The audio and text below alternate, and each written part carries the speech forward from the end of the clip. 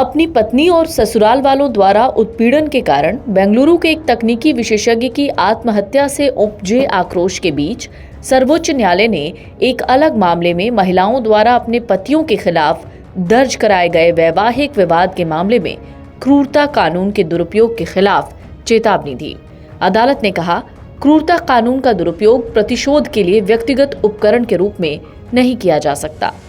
Media report में मंगलवार को जस्टिस बीवी नागरत्ना और जस्टिस एन कोटेश्वर सिंह की बेंच के हवाले से कहा गया, धारा 498A को राज्य के त्वरित हस्तक्षेप के माध्यम से एक महिला पर उसके पति और उसके परिवार द्वारा की जाने वाली क्रूरता को रोकने के लिए पेश किया गया था। अब समाप्त हो चुकी भारतीय दंड संहिता यानी आईपीसी की धारा 498 में पति और ससुराल वालों द्वारा महिला के खिलाफ क्रूरता के अपराधों को शामिल किया गया था। भारतीय न्याय संहिता बीएनएस में नई दंड संहिता की धारा 86 ऐसी अपराधों से निपटती है।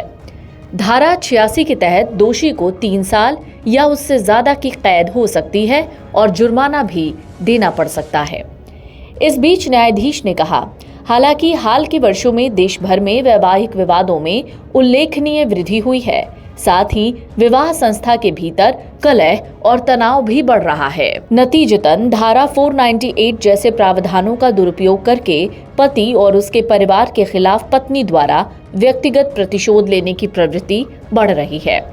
इसके अलावा पीठ ने कहा, इस तरह के अस्पष्ट और सामान्यीकृत आरोप लगाने से कानूनी प्रक्रियाओं का दुरुपयोग हो सकता है। साथ ही पत्नी और उसके परिजनों द्वारा गलत रणनीति के इस्तेमाल को बढ़ावा मिल सकता है।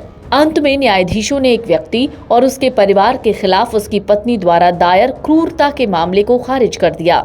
इससे पहले तेलंगाना उच्च न्यायालय ने मामले को खारिज करने से इनकार कर दिया था। सुप्रीम कोर्ट ने दहेज उत्पीड़न कानून के दुरुपयोग पर गहरी चिंता जाहिर की। कोर्ट ने कहा, ये कानून महिलाओं की सुरक्षा के लिए है, लेकिन इसे कई बार निजी विवादों में हथियार की तरह इस्तेमाल किया जा रहा है। इस टिप्पणी के साथ जस्टिस बीवी नागरत्ना और एन कोटेश्वर सिंह की बेंच ने तेलंगाना के एक व्यक्ति और उसके परिवार के खिलाफ पत्नी की तरफ से दर्ज करवाया गया क्रूरता और दहेज उत्पीड़न का मुकदमा रद्द कर दिया। जजों ने पाया कि पति की तरफ से विवाह समाप्त करने का सिविल मुकदमा दायर किया गया था। इसके बाद पत्नी ने पति और उसके परिवार के खिलाफ आईपीसी की धारा 498A के तहत दहेज उत्पीड़न का केस दर्ज करवा दिया। सुप्रीम कोर्ट ने कहा, महिलाएं पति और उसके परिवार से अपने व्यक्तिगत विवाद में इस कानून को हथियार बना लेती हैं। इस तरह के मुकदमों में आधारहीन आरोप लगाए जाते हैं। महिला या उसके परिवार का मकसद पति और उसके परिवार को परेशान करना होता है।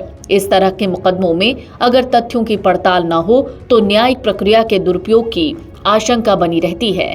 हालांकि जजों ने ये साफ किया कि वो सभी मामलों पर ये टिप्पणी नहीं कर रहे हैं। उनकी चिंता कानून के दुरुपयोग को लेकर है। न्यायालय ने कहा, कानून का उद्देश्य महिलाओं को संरक्षण प्रदान करना है, लेकिन जब इसे अनुचित रूप से इस्तेमाल किया जाता है तो ये न्याय व्यवस्था के लिए चुनौती बन सकता है। Video desk amarujala.com। अगर आप ये वीडियो YouTube पर देख रहे हैं तो हमारे चैनल को सब्सक्राइब कर बेल आइकन दबाएं और Facebook पर देख रहे हैं तो हमारे पेज को लाइक करें। 8 मिलियन प्लस सब्सक्राइबर, आपके इस भरोसे के लिए बहुत धन्यवाद। अगर आप ये वीडियो YouTube पर देख रहे हैं तो हमारे चैनल को सब्सक्राइब कर बेल आइकन दबाएं और Facebook पर देख रहे हैं तो हमारे पेज को लाइक करें। 8 मिलियन प्लस सब्सक्राइबर, आपके इस भरोसे के लिए बहुत धन्यवाद।